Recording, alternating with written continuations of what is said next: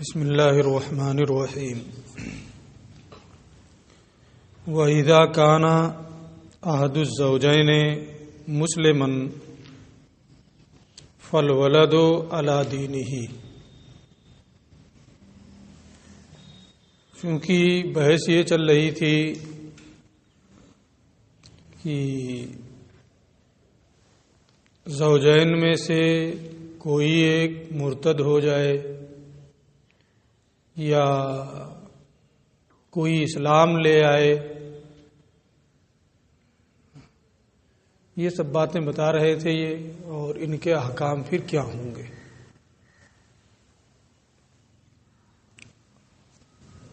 اسی مناسبت سے یہاں پھر بچے کی پرورش کون کرے گا؟ جب زوجین میں سے ایک مسلمان ہو۔ بچہ کس کے حکم میں مانا جائے گا؟ جب ایک مسلمان ہو ایک نہ ہو۔ بہت سارے احکام اس سے متعلق ہوتے ہیں۔ یہاں یہ فرماتے ہیں کہ اذا کان احد الزوجین مسلما، جب میاں بیوی میں سے کوئی ایک مسلمان ہو تو بچہ اسی کے دین پر ہوگا، یعنی بچے کو بھی مسلمان مانا جائے گا۔ اس کی نماز جنازہ پڑھی جائے گی، مسلمانوں کے قبرستان میں اسے دفن کیا جائے گا اگر کوئی حادثہ ہو تو۔ ایسا کیوں ہے؟ اس کی ابھی پورا پڑھ لیں تو ہم بتاتے ہیں۔ اسی طریقے سے ان اسلم احدہما، اگر کوئی ایک مسلمان ہے دوسرا نہیں ہے، جیسے ایک مسلمان ہے عورت کتابیہ ہے، تو بچہ کیا مانا جائے گا؟ جو مسلمان ہے اسی کے دین پر، باپ ہی مسلمان رہے گا۔ وَكَذَلِكَ إِنْ أَسْلَمَ أَحَدُهُمَا وَلَهُ وَلَدٌ صَغِيرٌ، اسی طرح سے اگر میاں بیوی میں سے کوئی ایک اسلام لے آئے، مسلمان ہو جائے، اور ان کے پاس ایک نابالغ بچہ ہو، تو یہ نابالغ لڑکا کس کے تابع ہوگا؟ یہ کہتے ہیں سارا ولدہ مسلم بے اسلامی، تو بچہ اس کے اسلام کی بنیاد پر مسلمان ہوگا، یعنی کوئی بھی باپ اسلام لے آئے تو اس کا تابع مان کر کے بچے کو مسلمان مانا جائے گا، ماں اسلام لے آئے تو اس کے تابع مان کر کے بچے کو مسلمان مانا جائے گا۔ جو بھی مسلمان ہو جائے، اگر کوئی بھی مسلمان ہو جائے تو بچے کو اسی کے تابع مان کر مسلمان مانیں گے، مسلمان ٹھہرائیں گے۔ وَإِنْ كَانَ أَحَدُ الْأَبَوَيْنِ كِتَابِيًّا وَالْآخَرُ مَجُوسِيًّا، یہاں مسلمان کوئی نہیں ہے، ماں باپ میں سے ایک کتابی ہے اور دوسرا مجوسی ہے۔ ایک کتابی ایک مجوسی، چاہے باپ ہو یا ماں ہو، اس صورت میں حکم کیا ہوگا؟ یہ کہتے ہیں فالولد کتابی، بچہ کیا ہوگا؟ کتابی ہوگا۔ اب ان مسائل میں وجہ کیا ہے کہ کوئی ایک مسلمان ہے تو مسلمان ہے نا، اسلام لے آئے یا پہلے سے کوئی معاملہ ہو۔ اگر کتابی اور مجوسی ہے تو بچہ کتابی۔ اس کی وجہ یہ ہے کہ بچہ خیر الابوین کے تابع ہوتا ہے، یعنی ماں باپ میں جو بہتر ہو بچہ اسی کے تابع ہوتا ہے۔ جو مسلمان ہو جائے خواہ باپ یا ماں وہی بہتر ہے، اس لیے اسی کے تابع مان کر کے بچے کو اسی کا حکم دیا گیا۔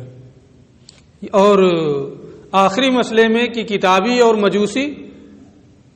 مجوسیوں کا کسی سماوی کتاب پر ایمان نہیں ہوتا ہے اور کتابی آسمانی کتاب پر ایمان رکھتے ہیں۔ تو ان میں اگرچہ کوئی مسلمان نہیں ہے لیکن کتابی مجوسی سے بہتر ہے، اور بچہ خیر الابوین کے تابع ہوتا ہے۔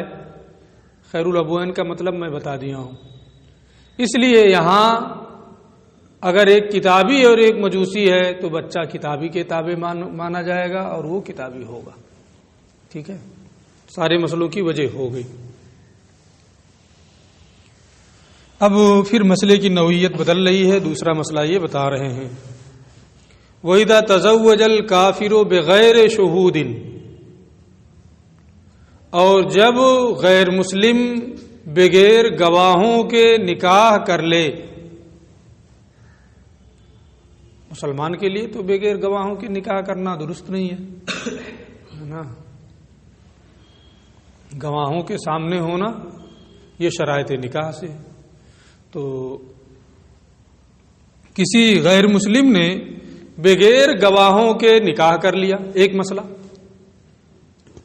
دوسرا مسئلہ او فی عدت کافرن، یا ایسی عورت سے نکاح کر لیا جو عورت کسی غیر مسلم کی عدت میں تھی، یعنی پہلے کسی غیر مسلم کے نکاح میں تھی، اس نے چھوڑ دیا ہے اور ابھی اسے 3 حیض نہیں آیا ہے، ابھی عدت ہے، ہمارے اعتبار سے ابھی اس کی عدت کا زمانہ چل رہا ہے، لیکن ان کے یہاں تو ایسا کچھ ہے نہیں،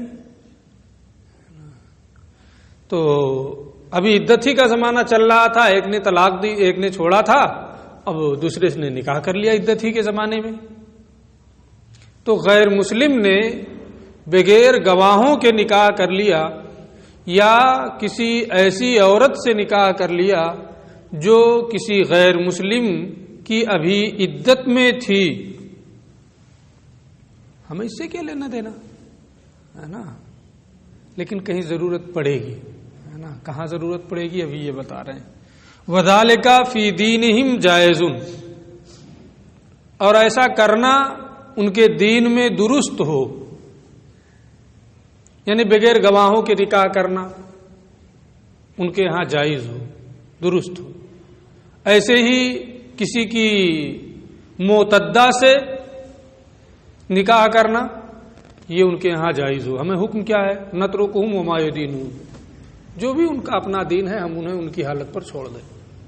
تو ان کا یہ ہے کہ بغیر گواہوں کے نکاح ہو جائے گا، کریں اپنا، ہمیں کیا لینا دینا ہے۔ یہ ہے کہ کسی کی عدت میں ابھی عورت ہے تو وہ نکاح کر لیتے ہیں آپس میں، کریں، ہمیں کیا لینا دینا ہے۔ لیکن اگر کسی نے کر لیا اس طرح سے نکاح، ان کے دین میں صحیح تھا اور کر لیا اور پھر اسلام لے آئے، تو اب یہاں ضرورت پڑے گی، یہ پوچھا جائے گا کہ سابقہ جو نکاح ہوا تھا بغیر گواہوں کے ان دونوں کا ہے نا، یا سابقہ نکاح جو ہوا تھا اور عورت عدت میں تھی، تو اب اسلام لانے کے بعد کیا اس نکاح کو پھر سے کرنا پڑے گا یا وہی نکاح کافی؟ سمجھ میں بات آ رہی ہے نا؟ پہلے جو نکاح کیا تھا بغیر گواہوں کے نکاح کر لیا اور پھر دونوں اسلام لے آئے، تو اب یہ سوال پیدا ہوگا کہ نہیں کہ اسلام لانے کے بعد کیا پھر سے ہی نہیں نکاح کرنا پڑے گا یا وہی جو پہلے نکاح ہو گیا وہی کافی ہے نا؟ ایسے ہی عورت کسی غیر مسلم کی عدت گزار رہی تھی، عدت ہی میں اس نے نکاح کر لیا اور پھر بعد میں دونوں اسلام لے آئے، تو یہ ہوگا کہ اس نے معتدہ سے نکاح کیا تھا تو وہ سابقہ نکاح درست ہے یا پھر سے نکاح کرنا پڑے گا، سوال ہوگا ہے نا؟ اسی کے لیے یہاں انہوں نے کہا ہے ثم اسلم، پھر وہ دونوں اسلام لے آئیں تو کیا کریں گے؟ سابقہ نکاح پر انہیں باقی رکھیں گے یا نئے سرے سے نکاح پڑھائیں گے؟ یہ کہتے ہیں اقر علیہ ان دونوں کو ان کے نکاح سابق پر باقی رکھا جائے گا، نہیں حکم دیا جائے گا کہ تم پھر سے نکاح پڑھاؤ، اس لیے کہ ان کا وہ نکاح جب انہوں نے نکاح کیا تھا تو ان کے دین کے حساب سے درست تھا. اس وقت ہمیں حکم تھا کہ ہم انہیں ان کے دین پر چھوڑ دیں، اور جب وہ اسلام لا رہے ہیں تو وہ میاں بیوی ہیں، وہ دونوں کیا ہیں؟ زوجین ہیں، میاں بیوی، اس لیے ہم انہیں ان کی حالت پر چھوڑ دیں گے. اور جب وہ اسلام لائیں گے تو پھر انہیں لازماً یہ نہیں کہا جائے گا کہ تم لوگ تجدید نکاح کرو پھر سے. ہاں احتیاطاً کر لیں، الگ چیز ہے نا، احتیاط الگ چیز ہے. یہ مسئلہ ہو گیا. پھر اس کے بعد ایک دوسری صورت یہ بتا رہے ہیں کہ عدت میں بغیر گواہوں میں اگر نکاح کیا، اسلام لے آئے، تو حکم یہ ہے کہ انہیں سابقہ نکاح پر باقی رکھا جائے. لیکن اگر مجوسی اپنی ماں سے نکاح کر لے، جیسا کہ ان کے یہاں یہ درست ہے، یا اپنی بیٹی سے نکاح کر لے، یہ بھی ان کے یہاں درست ہے. اسی کو کہنے وَإِن تَزَوَّجَ الْمَجُوسِ أُمَّهُ أَوْ بِنْتَهُ، اور اگر مجوسی اپنی ماں یا اپنی بیٹی سے نکاح کر لے، ثم اسلم، اور پھر یہ دونوں اسلام لے آئیں، تو کیا ان دونوں کو نکاح پر باقی رکھا جائے گا یا الگ الگ کیا جائے گا؟ اس کے بارے میں یہ کہتے ہیں فرق بینہما، نہیں رہنے دیا جائے گا ایک ساتھ. اوپر والے میں تو کہا کہ رہنے دیا جائے گا، جیسے تھے ویسے رہیں، ہے نا.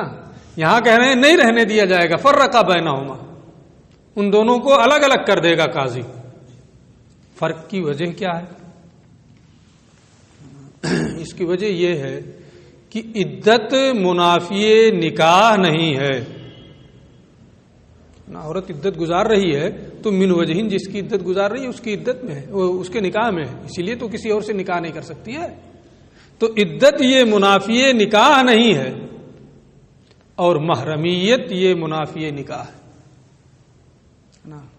بقائے نکاح کے لیے ہے نا، محرمیت یہ منافی ہے، نکاح باقی نہیں رہے گا محرمیت کے ہوتے ہوئے، اور عدت کے ہوتے ہوئے نکاح باقی رہے گا، ہے نا، اگرچہ من وجہین صحیح. تو دونوں میں فرق ہے. اس لیے اگر کوئی مجوسی اپنے محارم میں سے کسی سے نکاح کر لے تو اگرچہ وہ ان کے دین میں جائز تھا، وہ کر رہے تھے، لیکن اسلام لانے کے بعد محرمیت بقائے نکاح کے منافی ہے. نکاح باقی رہنے کے ہی ابتدان بھی منافی ہے اور امتحان بھی منافی ہے نا. اس لیے اگر مجوسی نے اپنی ماں بہن سے نکاح کیا ہے تو ان کے درمیان تفریق کر دے گا. اور عدت میں کیا ہوتا ہے کہ جب تک عدت چل رہی ہے تب تک تو منافی ہے، لیکن عدت ختم ہوئی تو کہیں بھی کر سکتی ہے نا، کہ نہیں کر سکتا. اور محرمیت بھی ختم ہو جائے گی. ماں ہے اس کا ماں ہونا ختم ہو جائے گا، بیٹی ہے اس کا بیٹی ہونا ختم ہو جائے گا. وہ ختم ہونے والی چیز نہیں ہے نا. اس لیے محارم سے اگر نکاح کرے گا اور اسلام لے آئے تو نکاح پر باقی نہیں رکھا جائے گا، انہیں الگ الگ کر دیا جائے گا. پھر مسئلہ بدل رہا ہے. وَإِن كَانَ لِلرَّجُلِ امْرَأَتَانِ، ایک مرد کے دو عورتیں ہیں، ہو سکتی ہیں کہ نہیں؟ ایک مرد کے پاس دو عورتیں ہیں، حرتان، دونوں آزاد ہیں. فَعَلَيْهِ أَن يَعْدِلَ بَيْنَهُمَا فِي الْقَسْمِ، تو اس پر لازم ہے کہ ان دونوں کے درمیان باری مقرر کرنے میں عدل و انصاف سے کام لے. یہ نہیں ہے کہ ایک کے پاس مہینوں رہے ایک کا چہرہ بھی نہ دیکھے، جائے ہی نہ، بلکہ دونوں کے پاس برابر برابر رہے. ایک دن ایک کے پاس، دوسرے دن دوسرے کے پاس، یا جو چاہے مناسب وہ باری مقرر کر لے، 5 دن کی ہے نا، 7 دن کی، لیکن دونوں کے لیے برابر. کھانے میں، پینے میں، پہننے میں، جن میں برابری کی جا سکتی ہے نا، ان میں برابری رکھے۔ تو اس پر لازم ہے کہ ان دونوں کے درمیان قسم یعنی باری مقرر کرنے میں عدل و انصاف سے کام لے۔ اگر عدل و انصاف نہیں کرے گا تو حدیث شریف میں اس کے لیے بہت وعیدیں آئی ہیں کہ وہ قیامت کے دن اس طرح آئے گا کہ اس کا ایک پہلو جھکا ہوا ہوگا۔ بکرین کانتا او سیبین، خواہ وہ دونوں باکرہ ہوں یعنی کنواری ہوں، او سیبین یا کنواری نہ ہوں، سیبہ ہوں۔ اس کا بیان پہلے آپ پڑھ چکے ہوں گے ہے نا، اس لیے ہم اس کو بہت واضح نہیں کریں گے، صرف ترجمہ کر دے رہے ہیں، کنواری اور ہونا اور کنواری نہ ہونا۔ تو خواہ دونوں باکرہ ہوں یا دونوں سیبہ ہوں یا ایک باکرہ ہو ایک سیبہ ہو، کوئی بھی صورت ہو کسی کو فوقیت نہیں دی جائے گی، بلکہ ایام سب کے لیے برابر برابر مقرر کیے جائیں گے۔ یہ نہیں کہ نئی نویلی دلہن لے کے آیا، ایک پرانی ہے تو اس کے پاس مہینوں رہے، اس کے پاس جائے ہی نا، ایسا نہیں کر سکتا۔ او احداہما بکرن والاخری بکرن والاخری سیبن، یا ان میں سے ایک باکرہ اور دوسری سیبہ ہو، نا کوئی بھی صورت ہو برابر برابر عدل و انصاف کے ساتھ ان کے درمیان باری مقرر کرے۔ وَإِنْ كَانَتْ إِحْدَاهُمَا حُرَّةً وَالْأُخْرَىٰ أَمَةً، لیکن اگر ایک آزاد ہے اور دوسری باندھی ہے، تو میں پہلے ہی یہ بتا چکا ہوں کہ نعمتوں اور عقوبتوں سب میں غلام اور باندھی کے لیے تنصیف ہوتی ہے، اس لیے یہاں بھی تنصیف ہوگی۔ 2 ثلث آزاد کے پاس تو 1 ثلث باندھی کے پاس، یعنی 3 میں سے 2 دن آزاد کے پاس اور 1 دن باندھی کے پاس۔ تنصیف ہو گئی کہ نہیں؟ اس کا آدھا ہو گیا۔ اور اگر ان میں سے ایک آزاد اور دوسری باندھی ہے، فَلِلْحُرَّةِ الثُّلُثَانِ، تو آزاد عورت کے لیے 3 میں سے 2 دن ہے، ثلثان ہے، اور باندھی کے لیے ثلث یعنی 3 میں سے 1 دن ہے۔ بات پوری ہو گئی۔ اب ایک صورت اور اس میں باری مقرر کرنے میں آتی ہے کہ جب تک گھر ہے شوہر تو ٹھیک ہے، ایک کے پاس 5 دن، دوسری کے پاس 5 دن رہتا ہے عدل و انصاف کے ساتھ، لیکن اسے سفر کی ضرورت درپیش ہوئی، وہ کہیں جا رہا ہے، ایک کو لے گیا، پھر دوبارہ کہیں جا رہا ہے، تو کیا دوسری کو لے جانا لازم ہے؟ اس میں بھی باری مقرر کرنا پڑے گا کہ ایک مرتبہ ایک کو لے جائے، دوسری مرتبہ دوسری کو، تیسری مرتبہ تیسری کو، چوتھی مرتبہ چوتھی کو۔ اس میں بھی باری مقرر کرنا ہے؟ کہتے نہیں، ایسا نہیں، لازم نہیں ہے کہ باری مقرر کرے۔ کیوں؟ اس لیے کہ کچھ عورتیں ہوتی ہیں وہ سفر میں ان سے آسانی ہوتی ہے، لیکن کچھ ایسی ہوتی ہیں کہ وہ بوجھ بن جاتی ہیں۔ ہوگا کہ نہیں ہوگا؟ تو جو مناسب ہوگی کہ سفر میں اس کو ساتھ میں رکھنے سے آسانیاں ہوں گی، اس کو لے جائے گا، کہ باری آ گئی تو اب اس کو لاد کر کے لے کے پھرے، ہے نا۔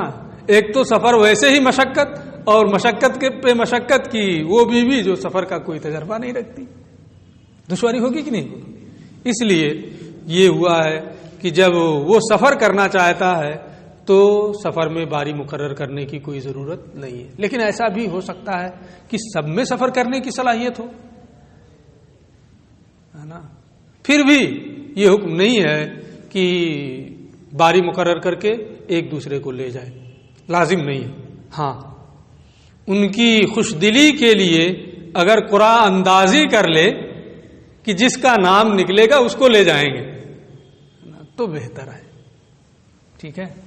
دیکھیں، ولا حق لہن فی القسم، اور فی حالت السفر، اور سفر کی حالت میں باری مقرر کرنے میں عورتوں کا کوئی حق نہیں ہے، یعنی یہ نہیں کہ ایک کو پھر دوسری کو پھر تیسری کو، بلکہ وہ یسافر الزوج بمن شاء منہن، شوہر ان میں سے جس کے ساتھ چاہے سفر کرے، جس کو چاہے سفر میں لے جائے، جس کو چاہے چھوڑ دے، اسے اختیار ہے۔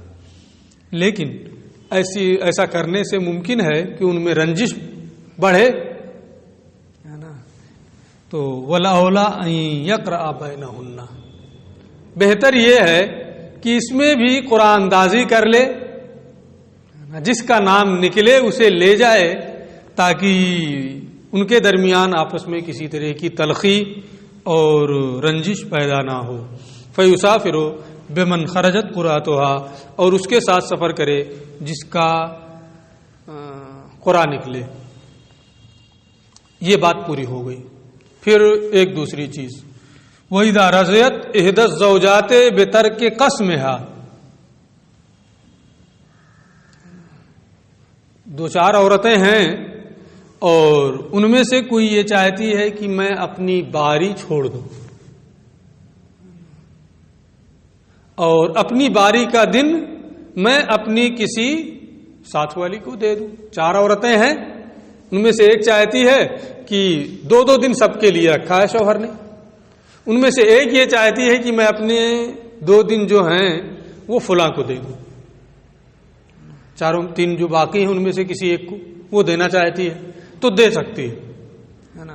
اب یہ نکل جائے گی بیچ میں سے، باقی 3 جو ہیں ایک کے پاس 4 دن ہو جائے گا اور باقی 2 کے پاس 2 دن رہے گا. تو کوئی اگر ایسا کرنا چاہتی ہے کہ وہ اپنی باری کے ایام اپنی ساتھ والی کے لیے چھوڑنا چاہتی ہے تو ایسا کر سکتی ہے. جیسا کہ حدیث شریف میں آپ نے پڑھا ہوگا، نہیں پڑھا ہوگا تو سنا ہوگا کہ حضرت سودا بنت زمعہ ام المومنین رضی اللہ تعالی عنہا نے، جو آقا کریم صلی اللہ علیہ وسلم کی ازواج مطہرات سے ہیں، انہوں نے اپنی باری کے ایام حضرت عائشہ صدیقہ رضی اللہ تعالی عنہا کے لیے چھوڑ دیے تھے. اسی لیے یہاں کہہ رہے ہیں کہ اگر وَإِذَا رَضِيَتْ إِحْدَى الزَّوْجَاتِ، جب بیویوں میں سے کوئی ایک اپنی باری اپنی ساتھی عورت کے لیے چھوڑنے پر رضامند ہو جائے، جازا، تو یہ جائز ہے، وہ چھوڑ سکتی ہے. لیکن یہ لازم نہیں ہو جائے گا کہ جب چھوڑ دیا ایک مرتبہ تو اب زندگی بھر چھوڑے رہنا ہے نا، بلکہ اسے اختیار ہے کہ پھر جب وہ چاہے تو اس سے رجوع کر لے اور اپنے ایام اپنے پاس رکھے. ٹھیک ہے، جازا لہا، تو یہ اس کے لیے جائز ہے. وَلَهَا أَن تَرْجِعَ فِي ذَلِكَ، اور اس کے لیے یہ بھی درست ہے کہ اس سلسلے میں پھر رجوع کر لے اور اپنے باری کے ایام اس سے واپس لے لے. ٹھیک ہے، بات سمجھ میں آ رہی ہے نا. کتاب الرضا، یہ رضا اور رضا دونوں ہے، لیکن میں رضا ہی پڑھتا ہوں اور وہی پڑھوں گا، وہی فصیح بھی ہے نا. کتاب الرضا، رضاعت کا بیان، دودھ کے رشتے کا بیان.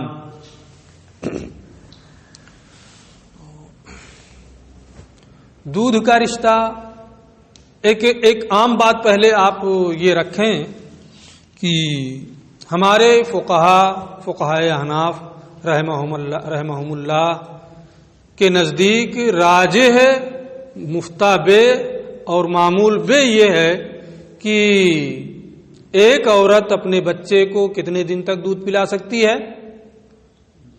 2 سال تک، ہے نا. اس میں بچی اور بچے کی کوئی تفریق نہیں ہے کہ بچی کو 2 سال اور بچے کو 2.5 سال، کوئی فرق نہیں ہے. جیسا کہ بعض علاقوں میں بعض عورتوں میں یہ بات مشہور ہے کہ بچی کو 2 سال پلائیں گے اور بچے کو 2.5 سال. شریعت نے ایسی کوئی تفریق نہیں کی ہے. دودھ پلانے کی مدت کتنی ہے؟ 2 سال. اور 2.5 سال، 2 سال کے بعد دودھ پلانا حرام ہے. اور 2.5 سال تک دودھ پلانے سے حرمت رضاعت ثابت ہو جائے گی. یعنی 2 سال تک پلائے یا 2.5 سال تک، اگر بچہ 2.5 سال کا ہے اس کے اندر اگر کسی نے اس بچے کو دودھ پلایا تو رضاعت ثابت ہو جائے گی، اور رضاعت کے متعلق جو احکام ہیں وہ سب کے سب مرتب ہو جائیں گے۔ تو دونوں میں تھوڑا فرق ہے، اس کو آپ کو یاد رکھنا ہے کہ دودھ پلانے کی جو مدت ہے وہ تو 2 سال، لیکن رضاعت ثابت ہونے کے لیے جو مدت ہے وہ کتنی ہے؟ 2.5 سال ہے نا؟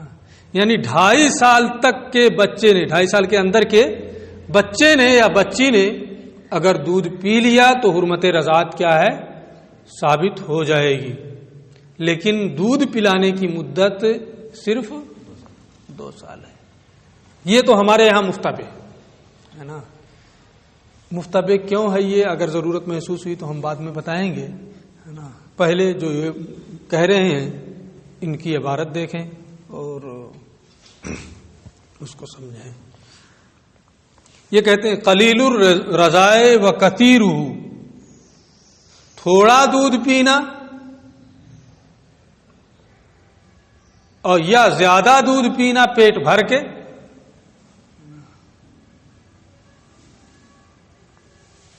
اذا حصل فی مدت الرضاء، جب مدت رضاعت دودھ پلانے کی مدت میں حاصل ہو، یعنی دودھ پلانے کی مدت میں کوئی دودھ پیے تو چاہے کم پیے یا زیادہ پیے، شکم سیر ہو کر کے پی لے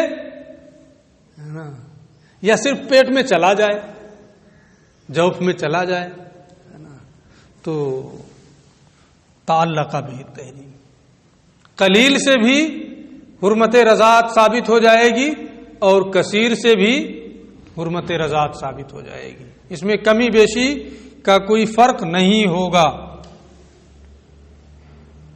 اتنی بات تو ہو گئی، بات سمجھ میں آ گئی۔ تھوڑا پیے زیادہ پیے، پیٹ بھر کے پیے یا صرف جوف میں چلا جائے، رضاعت اگر مدت رضاعت میں ہے، دودھ پینے کی مدت میں ہے تو حرمت رضاعت ثابت ہو جائے گی۔ ٹھیک ہے، یہ اتنی بات سمجھ میں آ گئی نا۔ آگے یہ کہتے ہیں وَمُدَّةُ الرَّضَاءِ عِندَ أَبِي حَنِیفَةَ، تو مدت رضاعت میں جب ہو تب ہے نا حرمت رضاعت ثابت ہوگی۔ اب مدت رضاعت ہے کتنی؟ یہ کہتے ہیں کہ رضاعت کی مدت امام اعظم ابو حنیفہ رحمت اللہ تعالی علیہ کے نزدیک 2.5 سال ہے۔ کتنی؟ 2.5 سال، 30 شہر۔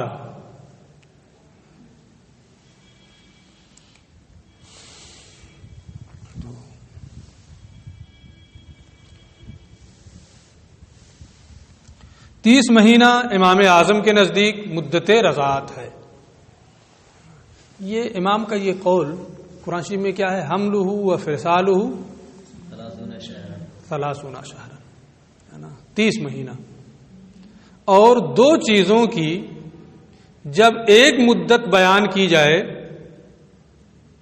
تو کیا اس میں تقسیم کی جائے گی؟ جیسے آپ اس وقت مان لیجئے کہ روزانہ 6 گھنٹیاں مان لیں کہ پڑھ رہے ہیں، ہے نا۔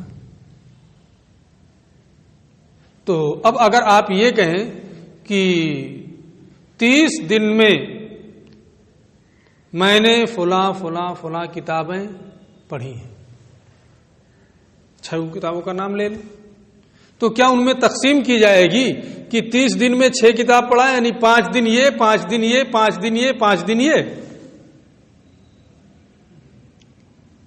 یا یہ کہیں گے کہ سب کو 30 دن؟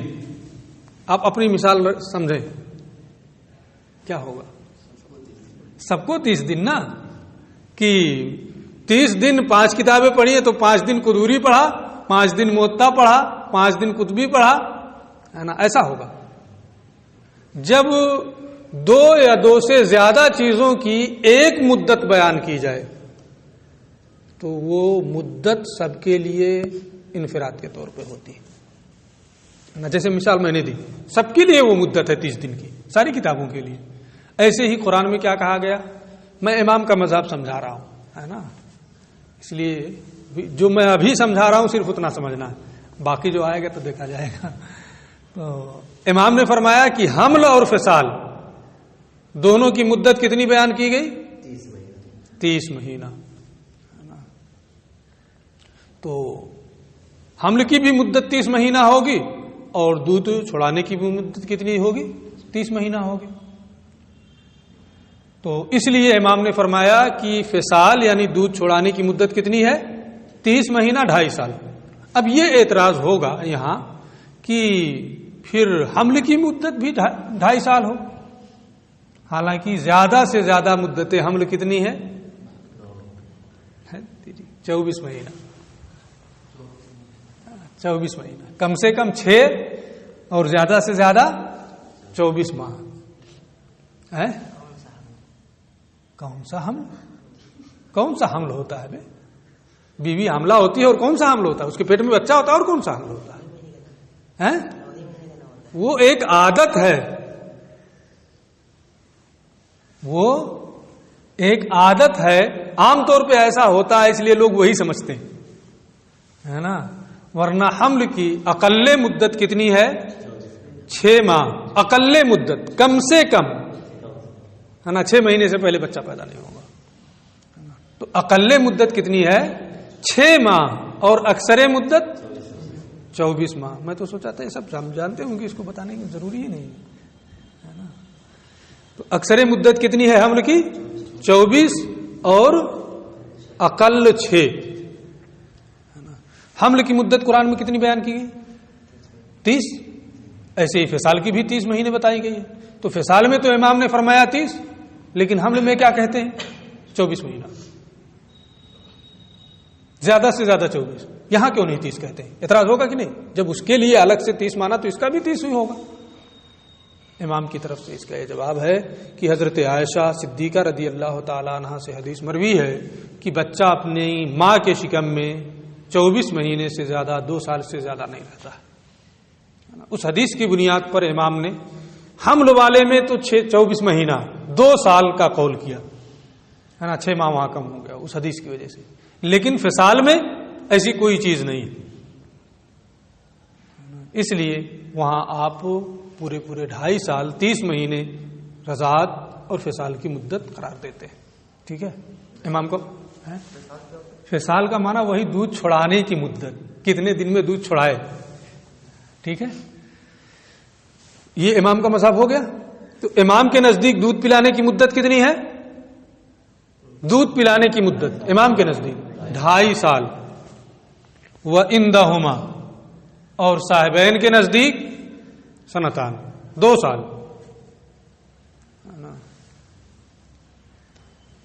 یرضین اولادہن حولین کاملین، وہ اپنے بچوں کو دودھ پلائیں 2 سال. یہ بھی قرآن میں ہے. اس لیے صاحبین یہ فرماتے ہیں کہ دودھ پلانے کی مدت کتنی ہے؟ 2 سال. دونوں کی دلیلیں سمجھ گئے نا آپ، ہے نا. اب زیادہ تفصیل ہم نہیں کریں گے تاکہ آپ الجھ جائیں، بس کچھ بصیرت ہو جائے، بس اتنا کافی ہے.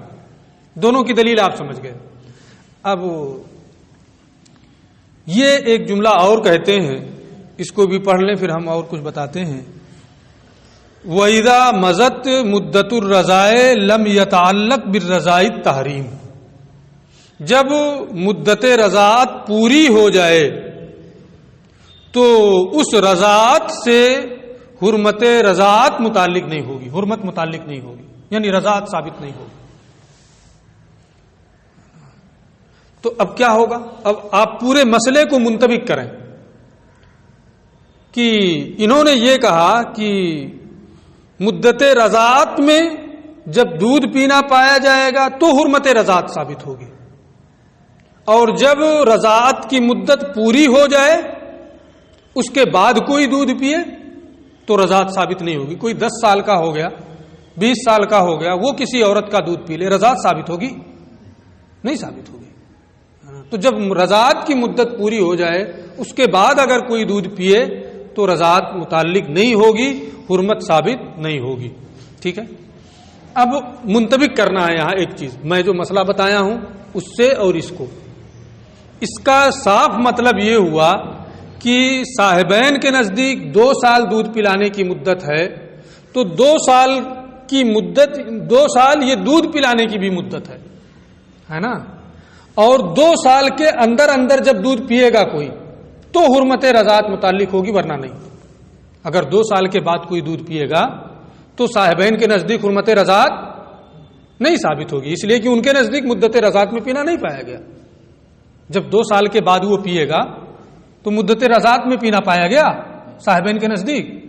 صاحبین کے نزدیک جب 2 سال کے بعد پیے گا تو رضاعت کی مدت میں دودھ پینا نہیں پایا گیا، اس لیے ان کے نزدیک کیا ہوگا؟ رضاعت ثابت نہیں ہوگی۔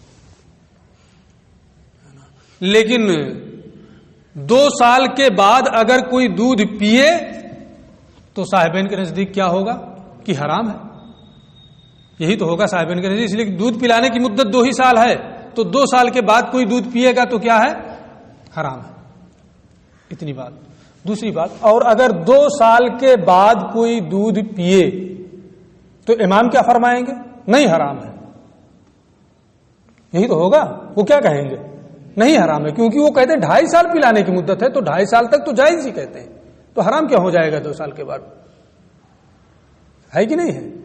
تو 2 سال کے بعد اگر دودھ پی رہا ہے تو امام کے نزدیک کیا ہوگا؟ کہ حرام نہیں ہے۔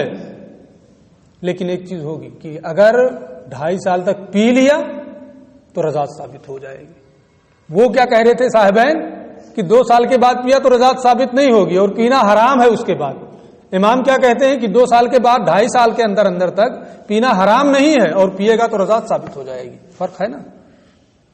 اور ہم نے کیا بتایا ہے کہ 2 سال تک دودھ پلانے کی مدت ہے اور حرمت رضاعت 2.5 سال تک پینے سے ثابت ہو جائے گی، یہی تو بتایا ہے مفتابے۔ یہ ہمارے فقہا نے احتیاطاً اختیار کیا ہے، یعنی دودھ پلانے کی مدت میں صاحبین کا قول لیا ہے کیونکہ وہی اسی میں احتیاط ہے۔ 2 سال کے بعد اگر دودھ پیے تو دودھ پینا حرام ہوگا صاحبین کے نزدیک، امام کے نزدیک حرام نہیں ہے نا، لیکن صاحبین کے نزدیک کیا ہے؟ حرام ہے۔ اس لیے حرام سے بچانے کے لیے یہ کہا نہیں 2 ہی سال دودھ پلائے گی، ہے نا۔ احتیاط اسی میں ہے کہ 2 ہی سال دودھ پلائے، اور 2.5 سال تک دودھ پینے سے رضاعت ثابت ہو جائے گی۔ کیوں؟ اس لیے کہ حرمت رضاعت میں احتیاط اسی میں۔ اگر 2 سال کے امام صاحبین کیا فرمائیں گے کہ رضاعت ثابت نہیں ہوئی اور امام کیا کہیں گے کہ رضاعت ثابت ہو گئی، ہے نا، تو احتیاط اسی میں ہے کہ رضاعت کو ثابت مانے۔